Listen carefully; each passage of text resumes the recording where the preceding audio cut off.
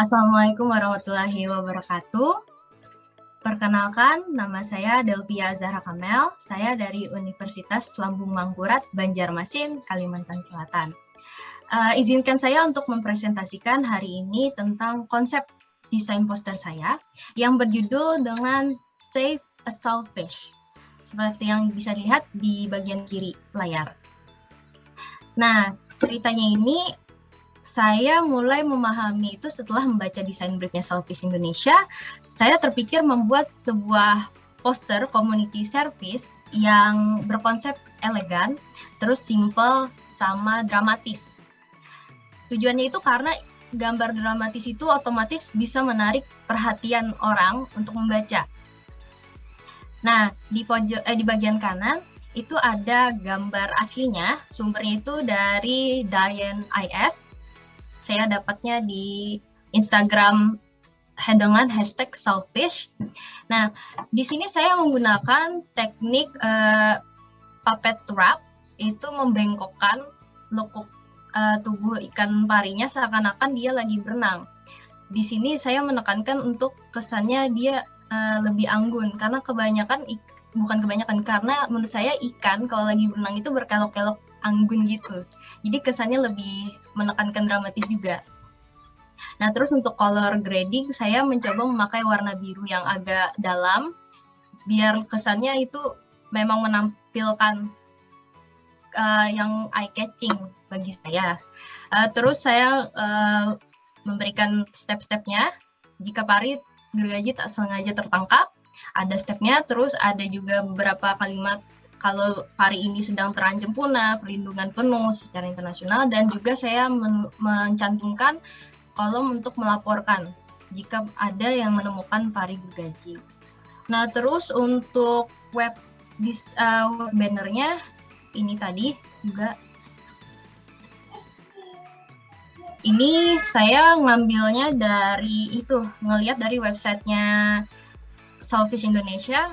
Jadi saya minimalisirkan teksnya menjadi seperti ini, impact-nya aja buat web banner tadi. Terus ya untuk fontnya yang saya pakai ini ada, Waktunya kurang dari 30 detik lagi ya, Kak. Fontnya yang dipakai itu Montserrat, karena mengikuti juga dari websitenya Saltfish Indonesia, dan juga untuk subheadingnya saya memakai font Century Gothic. Untuk kesan dan pesannya saya menggambarkan poster ini sebagai ikan pari yang sedang berenang di lautan itu kan tidak mengetahui arahan apa yang akan terjadi di atasnya. Tiba-tiba saja dia bisa tertangkap by catch atau bisa juga dieksploitasi. Sekian dari saya. Terima kasih. Oke, terima kasih banyak Kak Delvia atas presentasinya. Sekarang saya ingin mengundang dua juri kita untuk kembali memberikan feedbacknya. Dari Mas Adib Sultan Firdaus dan juga dari Kak Yulianti Yuli. Mungkin yang pertama bisa dari Mas Adib dulu. Kepada Mas Adib dipersilahkan. Ya, selamat pagi, Devia ya. Ya, pagi Pak. Pagi ya. Bang. Devia kuliah ya? Mangkurat tadi ya? Kuliah di Lambung Mangkurat, Banjarmasin. Oke, semester berapa? Semester 7. Mau lulus tuh ya? Komunikasi atau apa tuh? Atau di kafe atau? Saya di jurusan pendidikan bahasa Inggris. Oh, oke. Ya. Jadi gini, tempatkan karya visualmu, desain itu sebagai media komunikasi ya. Jadi kalau kita berkomunikasi, tujuannya adalah ngajak orang ngerti gitu kan. Setelah ngerti call to action-nya apa gitu kan. Jadi kita ngomong dengan bahasa mereka tuh. Bukan dengan bahasa kita sebagai desainer atau sebagai insinyur atau sebagai dosen lain ya. Jadi kalau komunikator kita mesti ngomong dengan bahasa orang yang kita ajak ngomong gitu. Nah, saya pengen tahu nih, dari karyamu ini, fakta menarik apa, fakta kunci apa yang mendasari kamu berkomunikasi dengan desain poster model seperti ini? Faktanya tadi seperti... Target audience bukan spesifik tuh ya, segmen ABCD, kemudian profesinya A, tinggal di lingkungan ABCD, kemudian cara berbicaranya dengan bahasa ABCD gitu kan, kemudian cara dia bermedia massa atau bermedia internet atau bermedia apa ya, menggali informasi dengan cara ABCD itu kan spesifik tuh. Nah itu kira-kira info apa yang kamu dapatkan? Permisi, ini suaranya putus-putus, bentar. Aduh, putus ya, masih. Halo? Maaf Pak, boleh diulang lagi? Nggak terputus tadi suaranya. Saya cuma dengar media tadi. Sekarang jelas enggak? Ya, jelas Pak. Oh, jadi saya menempatkan desain ini sebagai media komunikasi ya. Kalau sebagai media komunikasi, maka supaya yang kita ajak ngomong ngerti itu, kita harus ngomong dengan bahasa dan cara mereka berbicara dan bersosialisasi kan. Iya. Jadi aku pengen dengar kira-kira fakta apa yang kamu temukan, fakta-fakta kunci ya yang kamu temukan yang mendasari sehingga kamu mengeluarkan desain poster dengan model seperti ini. Jadi fakta-fakta itu bisa dari cara mereka berbicara, kemudian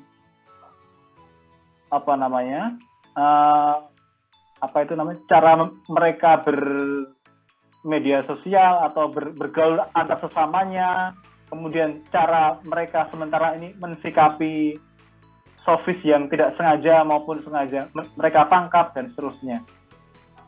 Monggo dijelaskan. Kalau untuk kata kunci, pemahaman saya tadi, saya sesuaikan dengan desain briefnya tadi. Yang diminta oleh Selfish, mereka minta kata kunci seperti terancam punah berdasarkan red list. Terus mereka juga ngasih videonya, step-stepnya. Jadi saya transkrip lagi video tadi, disesuaikan dengan bahasa yang lebih mudah dipahami, secara singkat dan mudah dibaca. Seperti begitu, Bang. Oh, iya. Oke. Jadi begitu ya. Maksudku adalah begini. Jadi dalam satu kasus nih ya, misalkan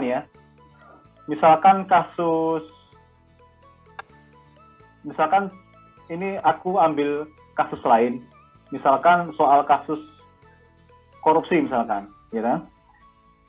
Tujuannya adalah mengajak orang untuk mendukung pemberantasan korupsi, ya, untuk waspada bahwa korupsi ada di sekitar kita. Nah, itu kan akan banyak pendekatan yang bisa diambil cara berkomunikasinya lewat media sosial, gitu kan? Bukan media sosial, lewat media desain, poster khususnya.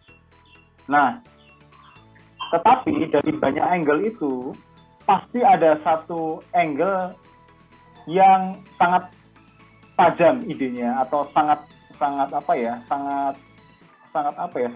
mengena idenya sehingga orang terpanggil untuk benar-benar mau waspada atau paling enggak inilah aware soal korupsi itu. Misalkan ada karya A yang sekedar ngomong korupsi menyengsarakan rakyat, ya semua orang sudah tahu itu misalkan. Itu cara pandang yang sangat generik. Kalau orang-orang iklan tuh bilangnya kurang insightful gitu. Kemudian ada yang lain, korupsi menghancurkan masa depan generasi muda gitu. Itu juga biasa aja sebetulnya. Nah, tetapi ada satu sudut pandang yang sangat tajam misalkan. Jadi dia lebih spesifik lagi menggali fakta-fakta yang terjadi seputar korupsi itu. Misalkan gini, mengapa? Jadi kan tujuannya adalah tadi ya, ini konteksnya aku cuma ambil sampel saja, bukan konteksnya sofis ya. Tujuan iklan tadi adalah untuk meningkatkan awareness atau kewaspadaan orang soal korupsi supaya dia memerangi lah korupsi tersebut ya.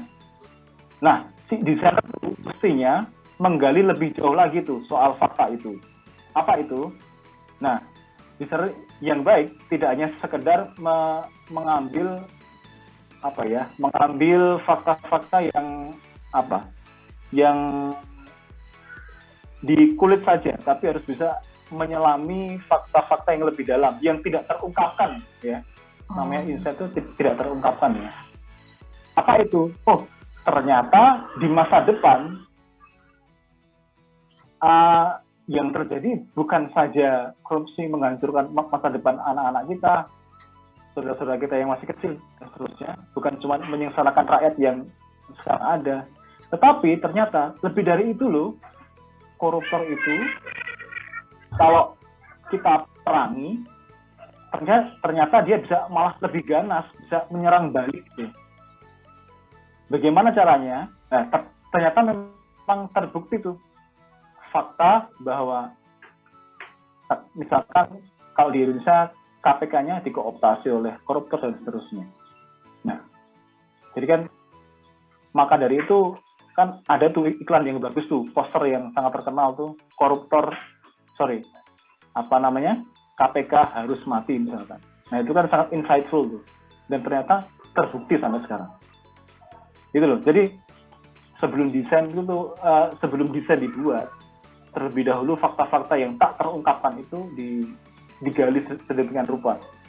Jadi idenya bukan berangkat dari level 1 yang sangat generik dan klise ya, sehingga dia sudah tidak lagi menyentuh isunya untuk diangkat, menyentuh masyarakat, sehingga efek kejutnya atau bahkan tidak lagi tidak bisa menimbulkan call to action tuh. Masyarakat sudah kebal dengan pesan-pesan itu. Nah, dalam konteks Sofis ini, kira-kira fakta apa yang Mbak Delvia anggap paling tajam tuh sehingga bisa trigger pembaca, ya. Pembaca ini kan orang yang menyaksikan ataupun orang yang tidak sengaja menangkap, ya. Sehingga dia bisa melaporkan tentang peristiwa penangkapan Sofis baik sengaja ataupun tidak sengaja, ataupun sehingga dia tergerak untuk melepaskannya kembali gitu. Mungkin Sofis itu satwa yang langka, dilindungi, kemudian hampir punah dan seterusnya. Atau Sofis mempunyai peran penting bagi ekosistem apa? Ada nggak fakta-fakta itu? Boleh menjawab yang pertanyaan Bang Adib. Ya. Kalau berdasarkan masukan Bang Adib tadi, setelah saya lihat benar, memang ternyata tidak sedalam itu insightful-nya. Karena saya cuma ngambil slogan Save a Sofis sama lindungi mereka yang terancam. Sisanya nggak ada fakta unik yang lebih mendalami. Ya, oke. Baik. Jadi ada dua nih sebetulnya, ada client brief dan creative brief, ya. Jadi client brief biasanya tidak terlalu dalam, masih umum ya, sifatnya masih umum, pengetahuan umum. Kemudian setelah diterima orang kreatif, biasanya orang kreatif itu menggali lagi lebih dalam. Bahannya apa ya dari client brief itu, sehingga nanti karyanya lebih insightful, lebih dalam, pesannya lebih tajam dan seterusnya. Gitu sih. Baik, terima kasih banyak. Kemudian yang kedua soal visual, komposisi dan seterusnya, sebetulnya itu sih, aku bukan orang yang mengagungkan teknis desain sebetulnya. Itu akan ini loh, kalau idenya kuat, teknis desain yang minimal pun oke, nggak masalah. Dari segi visual, tapi aku akan lihatin dari komposisi saja ya. Suaraku jelas ya? Iya, jelas Halo? Bang. Oke, Mas Adib. Mas Adib, mohon maaf sebsebelumnya Mas, izin mengingatkan, karena kita waktunya juga nggak banyak ya untuk seharian ini, jadi gitu. mungkin bisa dipercepat aja, iya. Oke, dari segi komposisi, headline-nya, ya lumayan lah sebagai poster ya. Oke, cukup. Oke. Mungkin tipografinya sih, strukturnya ya, hierarki teksnya harus diperbaiki. Baik. Oke, Bang. Ya coba. Oke, cukup. Oke, terima kasih banyak Mas Adib atas feedback-nya. Semoga bisa bermanfaat untuk Delvia. Kemudian selanjutnya bisa kita undang Kak Yulianti Yuli untuk juga beri komentarnya. Oke, ya. terima kasih. Delvia Azahra ya? Ya, Iya, oke. Mungkin tadi sebagian besar komen yang mau aku sampaikan itu udah sempat udah sempat dikasih komen dari Mas Adib gitu ya. Cuman mungkin aku ada satu pertanyaan sih gitu. Waktu kamu mau bikin ini, itu kamu ada research dulu nggak? Maksudnya tadi kan Mas Adib ngomongin tentang insightful ya. Yang namanya insight itu kan berarti harus digalinya dengan cara ya kamu pasti bikin research lah, meskipun itu kecil-kecilan gitu. Kamu bikin itu nggak? Maksudnya cari tahu bukan cuma berdasarkan dari selfish-nya aja nih gitu, dari klien briefnya, dari desain briefnya, tapi dari source lain. Itu kamu sempat ada gitu nggak? Untuk idenya itu saya juga sempat lihat di National Geographic, sempat nonton juga di YouTube mereka. Terus ya tadi melihat keindahan dari ikan pari gergaji. Dari situ saya terpikir, wah, seandainya bisa dibikin jadi poster kayaknya oke gitu, biar visualnya terlihat. Oke. Berarti kamu melakukan research ya? Ya karena memang kalau kita mau membuat sesuatu yang akan kita sajikan ke orang lain, itu pastinya kita harus tadi berkaitan sama yang Mas Adib komenin, itu memang kita harus gali lebih dalam lah gitu ya, karena kan kita akan menyampaikan sesuatu gitu ya. Nah tapi kalau dari sisi aku tadi setelah aku ngelihat dari sisi komunikasinya itu masih belum clear sih sebenarnya secara message ya gitu, masih belum clear dalam artian tadi kalau Mas Adib ngomong hierarki, tipografi dan lain-lain, aku mungkin lebih ke arsitektur message-nya gitu. Apa sih yang pertama kali mau disampaikan? Misalkan yang mau disampaikan kalau boleh nanya Delvia inget gak objektifnya yang mau disampaikan dari poster ini apa? Objektif goals-nya ya. Ketika orang melihat poster ini, oh goals-nya ini gitu. In 3 seconds kita ngelihat digital banner, kita ngelihat poster, orang langsung kan gini, secara orang ngelihat 3 detik pertama, kalau dia nggak tertarik dia akan ninggalin gitu ya, kalau di digital gitu. Nah ini apa nih yang kamu mau sampaikan di 3 detik pertama dari arsitektur message yang kamu buat di poster ini gitu? Lebih ke arah poster untuk ini, menampilkan pari gergaji dan juga jika menemukan laporkan gitu. Terus ada penanganannya gimana kalau misalkan tertangkap secara by catch. Kayak gitu, Kak. Audiensnya itu kan itu objektifnya tadi ya. Audiensnya tadi ada yang buat nelayan juga kan, ada yang buat ada yang buat anak-anak muda nih biar aware gitu ya. Menurut kamu poster kamu nih udah represent dua-duanya ini belum untuk nge-grab attention dari dua audiens ini? Menurut kamu ya, karena kan tadi kali kamu udah research gitu. Kalau kamu nih sebagai audiens, kamu posisiin kamu audiensnya, terus kamu ngelihat poster kamu sendiri mungkin poster kamu di seminar atau mungkin ngelihat poster kamu lewat nih di iklan YouTube atau di mana, itu gimana? Kamu bakal dapat nggak gitu? Kamu sini sekarang berapa? Sekitar tadi semester 7 ya, sekitar 23 ya, 21-an ya? 21-an. Iya, 21-an. Harusnya masih ini ya. Gimana tuh kalau kamu melihat secara posisi kamu sebagai audiens? Kalau saya sebagai orang awam dan audiens juga pastinya pas lihat poster ini, yang saya lihat itu ikan terus ada gergajinya, terus ada tulisan save a saltfish. Berarti selamatkan saltfish, baru lihat yang lain kayak gitu, Kak. Oke. Mungkin kalau dari aku, kalau dari aku audiens, aku belum dapat itunya ya. Maksudnya secara ngeliat tadi ya, secara message yang terstruktur gitu. Karena masih kalau tadi ngelihat objektifnya adalah gimana sih kita ngasih spreading atau ngasih informasi seluas-luasnya. Ada saltfish nih, bahkan mungkin ada sebagian besar orang yang saltfish apaan sih gitu, belum tahu. Nah itu belum ada gitu loh. Jadi langsung seolah-olah orang ini udah dibuat tahu, seolah-olah orang ini udah tahu semua, kayak ikan lele gitu. Kalau ikan lele kayak semua orang udah tahu, tapi kan saltfish ini kan langka gitu, orang masih belum tahu. Nah belum ada itunya, grading buat apanya, kayak orang tahu dulu, dikasih tahu awareness-nya dulu, terus akhirnya baru spesifik masuk ke, nah kalau lihat atau by catch ke nggak sengaja ketangkap, dilepaskan itu tuh menurutku masih belum ada gitu. Jadi tadi langkahnya research, terus kedua kenalin audiensnya gitu. Kamu berbicara sama siapa gitu. Kayak nelayan mungkin secara kayak kalau nelayan itu kan lebih gimana ya? Mungkin agak kita kenalin juga karakteristiknya gimana gitu. Dan yang ketiga tadi untuk yang usia muda ini gimana gitu, karena usia muda ini kan cenderung Gen Z dan lain-lain ini kan milenial, junior milenial sampai ke yang senior milenial ini kan lebih cenderung mereka melihat sesuatu yang attract mereka, attention mereka. Itu gimana cara nge-grab-nya. Jadi 3 ini harus diperhatikan karena itu ngaruh banget ke kita bikin sesuatu gitu untuk ngajak omongan lain. Itu sih mungkin dari aku, rekan-rekan dan juga Delvia gitu ya. Terima kasih. Kasih juga Kak. Baik, terima kasih banyak kepada Mas Adib dan juga Kak Yulianti yang sudah memberikan feedback kepada Kak Delvia, juga terima kasih banyak atas presentasinya.